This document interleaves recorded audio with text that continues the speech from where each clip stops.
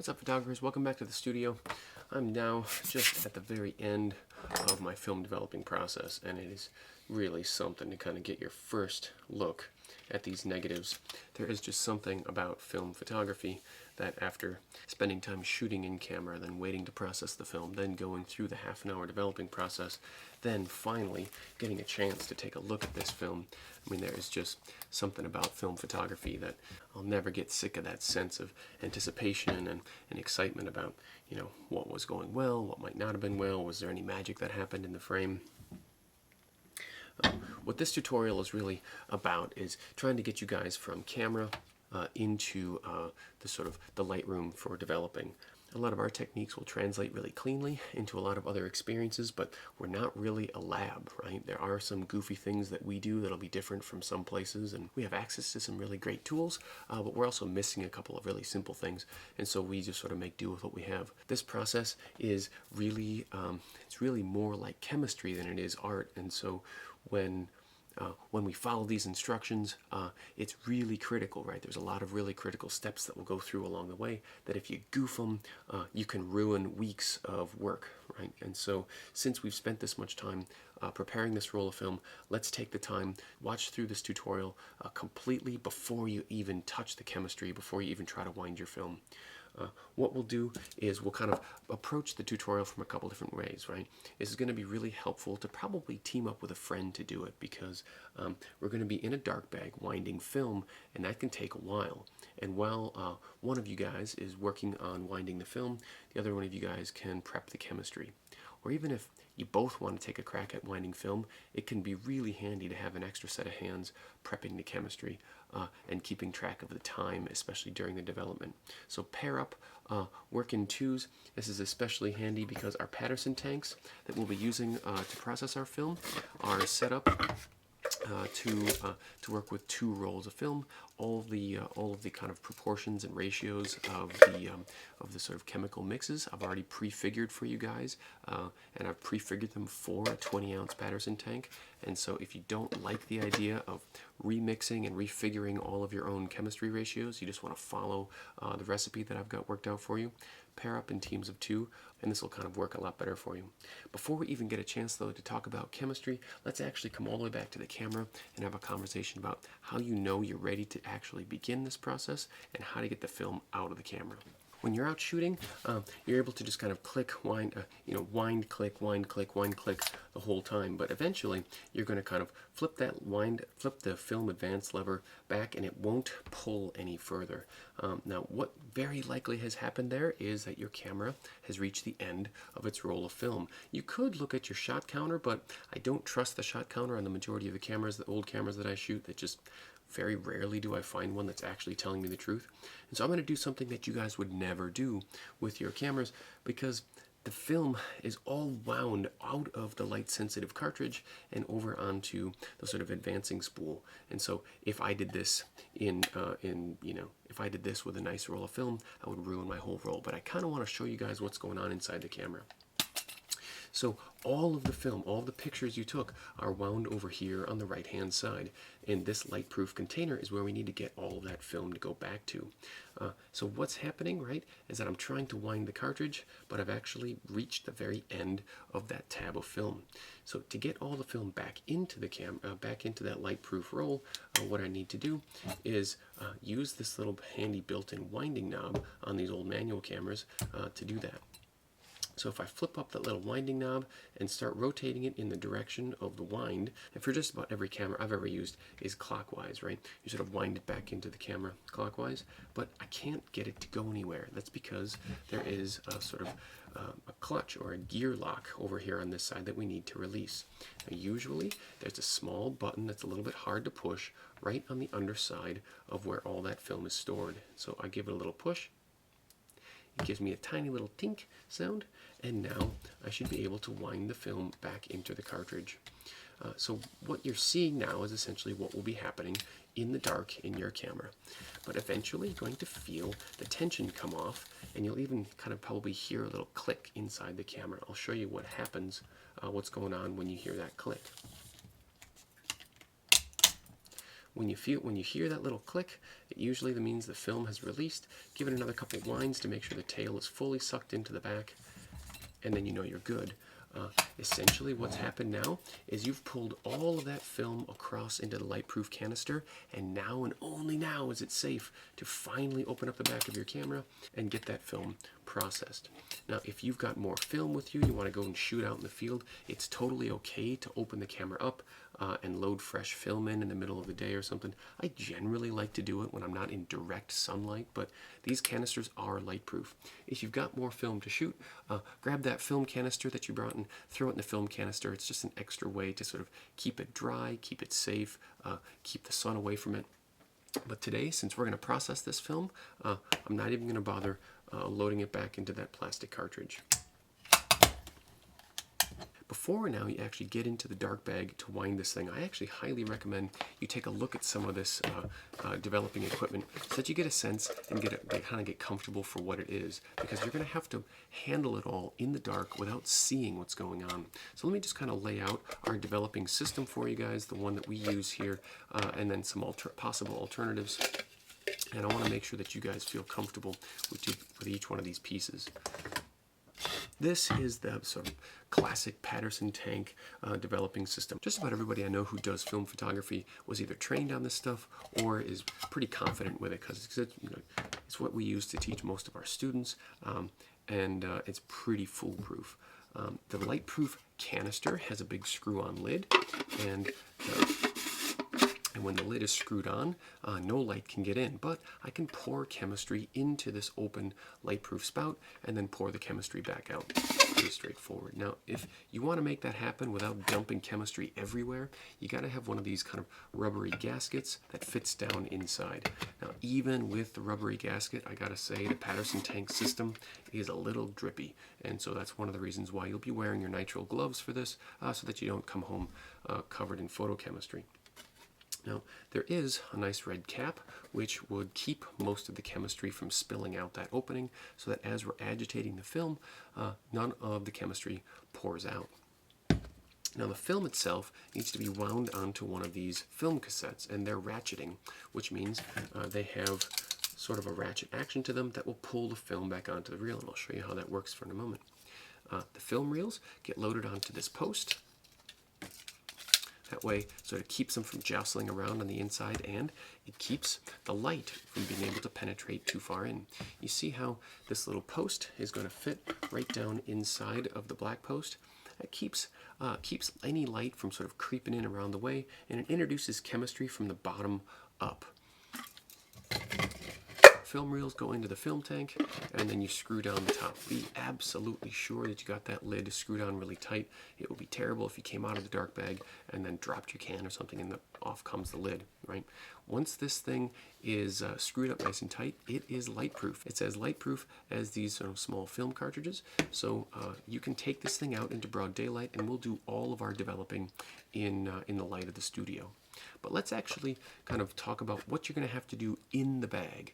The bag is our replacement for a dark room or a dark closet. If you were going to do this work at home, you would need a really, really dark closet. And I mean absolutely dark, no light whatsoever. Put a towel under the door, no blinking lights, no electronics, anything like that. It is possible to wind your film in a place like that, but remember, 1/1000th of a second will expose this film, 1/1000th of a second of light, which means it takes tiny amounts of light to expose that. Once you got your film successfully out of your camera and rolled up into the reel, it's time to go into the dark bag and wind the film onto one of the reels that fits into the Patterson tank. Before you do this, before you try it for the first time, I really recommend that you get one of these reels in your hand and sort of take a really good look at what's going on here, and even try maybe with one of our dummy reels of film to sort of wind the film on. I'll show you in a minute here why it can be a little bit tricky, but I mean, just think about this, right? You've got your hands in the dark bag. You can see what's going on in the room, but you cannot see what your hands are doing. So you have to be really good at doing this by touch, not by sight. So into the bag goes all of the Patterson tank equipment, and also into the bag goes a scissors and one of these small can openers. I'll show you what these bottle openers are for here in a moment, but then also you'll bring both rolls of film into the bag that you plan on reeling. Zip up the bag. It has 2 zippers on it. Once both zippers are zipped up, it's light-proof. And then stick both of your arms in either side, and go ahead, find your first roll of film, and pry off the bottom of the film using the bottle opener. Once that film is open, drop the roll of film into your hand and identify which end has the little dog tail on the end. I do this with my finger. It should be pretty obvious. It's the tail that's sticking out, but if things get really crazy in the bag, you never know. Then I grab my scissors and very carefully snip off that dog leg without cutting myself with the scissors. And then also I find it sort of handy to nip off either corner, either end of the film here so that it feeds into the reel just a little bit better. Once I've got a hold of the film and I know which end I want to feed, grab the reel, the sort of film rolling cassette, and I want you to find the tabs. There are skinny tabs and there are big tabs. The big tabs are where you want to load the film in, and you want to make sure that they're in alignment. So if they're not in alignment, kind of rotate the film back, and I'm going to feed the film into the big tabs and give it a little pull so that it gets caught by the bearings that are just behind here. Once I've got the bearings captured, I'm going to roll the film back away from the large sort of tabs, and I'll use the ratchet action of the reel to wind the film back up onto itself. It's really possible that during the winding process, the film will jump out of the track and you'll have to start from scratch. Don't get discouraged. It takes you reels and reels and reels of film before you feel proficient at this, before you can do it in a hurry. I've had guys spend an hour in the dark room just kind of trying to wind their film, and it's just, you know, they kind of get frazzled. Once you fail at it once or twice, your hands get kind of sticky. Don't worry about it. Just be calm. If you really need me to, I can jump into the bag and save you and get your film wound onto the reels. One of the most common things that'll happen is that as you're winding, the film will jump out of the track just by one of these tabs. It's probably not worth trying to save yourself at that point. Just pull your film all out of the reel and start from scratch. Once the film reel wants to sort of walk itself onto the reel, you know you've reached the very end. There's usually a small piece of tape that's holding the film in place. Carefully grab your scissors, and you're going to cut your film cassette reel off of the film. And then now you have that first roll of film ready to go. There will be 2 rolls of film that you do this with. Both of the reels need to be dropped onto the post. The post has a big end on the back. That's where the chemistry comes out. Make sure that that post goes down into the tank. Make sure that in the dark you've got the lid of the Patterson tank screwed on real tight, and just quadruple check that thing, make sure it's good, and then you can unzip and come back out of the bag. At that point, you're ready to start prepping chemistry. Now this may be a separate day for you. If you've got one guy who's really good at winding film and he'd like to go into the bag, that's great. The other guy can work on chemistry. The very first thing we need to do is get our water temperature set to 68 degrees. Now I have a set of instructions printed on the wall that lays this all out for you. I find that having a printed copy is really handy for reference. Even though I've done this 100 times, I still like to follow the recipe as precisely as I can. So in terms of precision, 68 degree water is what I've set all of our times to correspond to. As soon as you mess with the temperature of the water, your times will either increase or decrease for the developing, and it gets really hard to predict what the sort of effects are. If you want to get predictable results out of your film, follow the protocols as precisely as I can.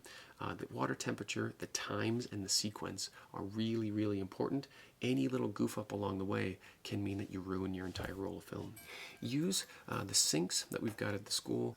We'll attach a little bit longer hose that can run down into a larger jar to fill up.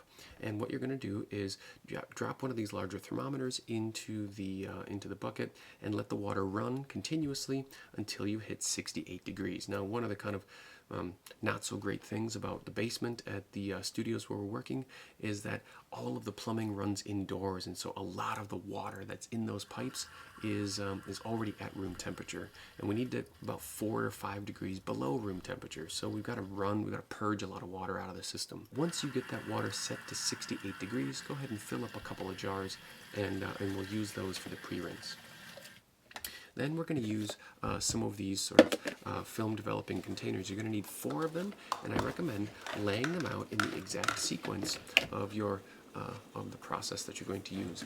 By laying them out on the counter in order, it's really hard to goof up the chemistry, because one of the things you'll notice is that all of the chemistry kind of sort of looks the same. We need to kind of get our ratios right first. So the ratio for developer is different than the ratio for stop, is different than the ratio for fix. So make sure you pay really close attention to those ratios, and then top up the rest of the tank with 68-degree water, so that you get a 20-ounce solution for each stage in the process. The last step, the last chemical that we use is a little wetting agent. That just 2 drops in the tank is all we need, and so we're not going to mix up a whole new bath for that. Now it's finally time to get down to the developing. And so you got your Patterson tank. The red top is the only part of the tank that's going to come off now. As part of this process, it's a really good idea just to kind of take a quick look through some of what's on the step 4, the actual developing process. Because it's not just developing, right? There's a bunch of different things we need to do here: pre-soak, develop, stop, fix, rinse, fixer, remover, rinse again, and then the wetting agent at the very end. We're always going to rinse with 68-degree water. We never do anything with our film that's not 68 degrees. So we're always going to keep that sink running at 68 if we need it. I like to turn it off at about the sort of beginning of the developing process, because we're probably about 20 to 30 minutes of developing time here once we do all the cleanup and stuff. So you want to make sure you kind of take a quick look at this, and if you need somebody to run a timer, I'm old school, I like to run the old timer that's here at school. You also could use a smartphone or something, but you want to make sure that you're being as close to accurate with each one of these as possible. So let's start with the first step. Get yourself some of that 68-degree water that you already had sitting out, and you'll begin with a pre-soak.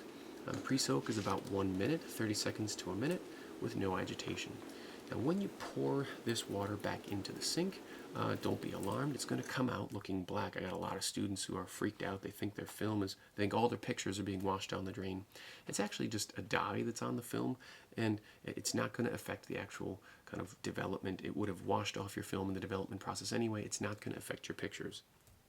The next step is the developer. As I reach for the developer, I'm going to set my timer to 7.5 minutes, and I'll start pouring the film in.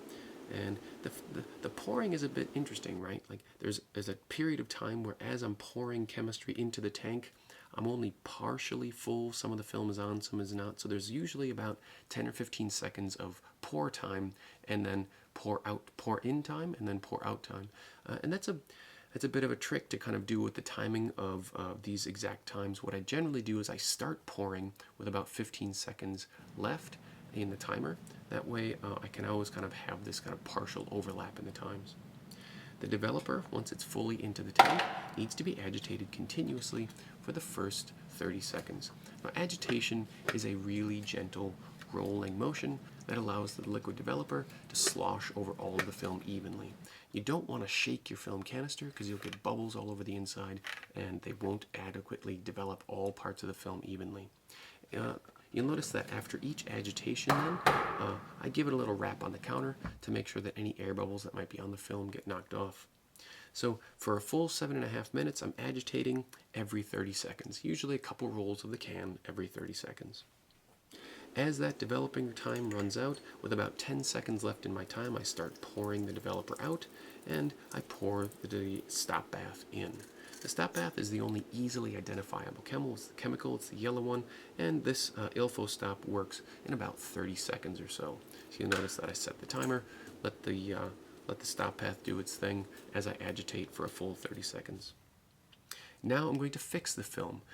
Developer is sort of an amplifier. Think of it as kind of bringing a really low-key photograph into sort of a nice high contrast, easy to see tone. The fixer is going to make sure that the image stays in place, because if we didn't fix the film, it would be exposed by sunlight and ruined. So fixer has about the same protocol as the developer. I'm agitating about every 30 seconds, a couple of rolls with the film. As the fixer is coming out of time, I usually fix for the full 5 minutes. I pour the fixer out and pour in a rinse of 68-degree water. Pour that out, and then pour in the hypo clear, which is going to clear off or clean off any remaining fixer. If you don't clear off the fixer, your pictures will sort of yellow over time.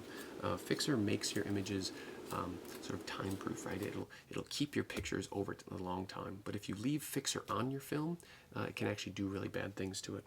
And then here's the last tricky thing. We need continuously running 68-degree water for a full 5-minute rinse or wash of the film.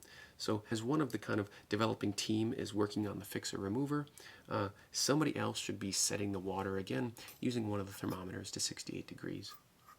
Once the water is flowing continuously, attach the long hose, plunge it down inside of the tank, because at this point you can open up the tank and you're not going to ruin your film. Your film has been developed and fixed. And put the hose down inside of the cartridge so that the water bubbles up through the film and runs continuously through. A full 5-minute rinse, keeping track of that time to make sure that your temperatures don't go above 68 degrees. Finally, after a full 5-minute wash, turn off the water, put 2 drops of the LFN wetting agent into the tank, and then just kind of lift up the reels and let them kind of drop back down. That will agitate the film for you. Finally, after that 2 minutes, you're done developing the film. You can pour out the rest of the water, grab the film off of the reels, and just pull your film free from the cassettes. Now, this is the moment of truth, right? This is where you get to see if you have pictures on your reel or not. Now, this is your first roll of film, so don't let too disappointed if it's not exactly what you're looking for. You very likely will have huge variations in your exposure, but what we're trying to do is make sure that there are at least some pictures somewhere on that roll. If you end up having an issue where there are major problems, we can consult one of our darkroom texts here and take a look at what's wrong. I really like this one, for example. This is the old textbook for our darkroom class. This is basically everything that could go wrong in those final negatives, and it's a really good page, page 159, to sort of diagnose problems. Everything from double exposures, unforced double exposures, incomplete development, all black, all white, totally clear film. If it could happen in the darkroom, this book will sort of help you figure out what's up. So that the next person coming through has clean and dry supplies, do a warm water rinse on all the containers that you used today, and then stack the drying pieces on the shelf just above the sink. Your film needs to dry before it leaves the studio, so hang it on one of the clips, hang it from the ceiling, and put a few clothespins at the bottom. That way the film will dry nice and straight without a big curl. In about 20 minutes to an hour, it'll be ready to cut up and put in a plastic sleeve. I'm excited to help you guys through this process. Now that you've watched through this tutorial, practice a couple reels with the Patterson reels and with the tanks, and I'll catch up with you in the studio, guys, for your first film development.